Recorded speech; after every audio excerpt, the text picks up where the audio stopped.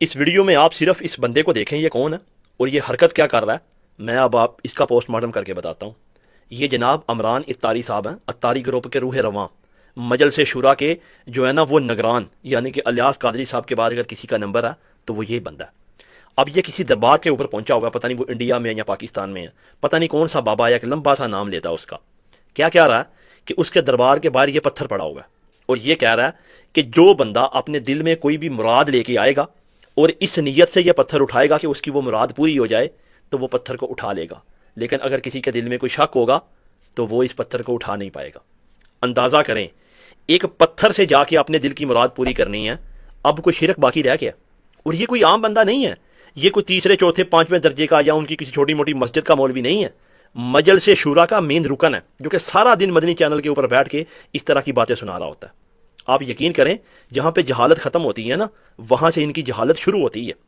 ڈرتے نہیں ہیں، یہ قرآن پڑھتے نہیں ہیں، یہ سوچتے نہیں ہیں کہ یہ تم کس طرح کی ایکٹیویٹیز کر رہے ہو. کیا تم میں اور مشرکین مکہ میں کوئی فرق رہ گیا؟ مطلب یہ پتھر کہاں سے آیا، گندا مندہ پتہ نہیں کیا ہے. نہیں، ان میں اور مشرکین مکہ میں بالکل فرق ہے، زمین اور آسمان کا فرق ہے. کھاؤ ماں قسم. یہ جو شرک ہے نا مشرکین مکہ سے زیادہ خطرناک شرک ہے، کیونکہ وہ مشرکین مکہ کو بندہ شرک سے روک سکتا تھا، اس لیے کہ وہ سریعام بتوں کی پوجا کرتے تھے. بندہ ان کو یہ کہہ سکتا تھا کہ بھائی آپ بتوں کی پوجا کرتے ہو، نظر آتے ہوئے بت تھے وہ، اس لیے ان کو روکنا آسان تھا. لیکن ان کو روکنا انتہائی مشکل ہے. یہ شرک بہت خطرناک ہے، کیونکہ اگر آپ ان کو روکنے کی کوشش کریں گے تو یہ بولیں گے آپ ولیوں کے گستاخ ہو گئے ہو. ان کو یہ بولیں گے کہ نبیوں سے مت مانگو، یہ بولیں گے نبیوں کے گستاخ ہو گئے ہو. گستاخ رسول، گستاخ علی، یہ آپ کے اوپر ٹائٹل فٹ کر دیں گے. اس لیے آج کے دور کا شرک اس دور کے شرک سے کہیں گنا زیادہ خطرناک ہے.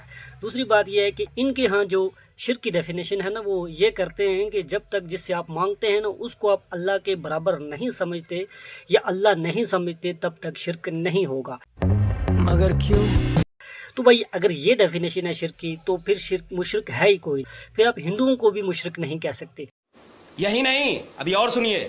کیوں کہ وہ ہندو جو بتوں کی پوجا کرتے ہیں نا وہ ڈائریکٹ بھگوان سمجھ کر، اللہ سمجھ کر ان کی پوجا نہیں کرتے.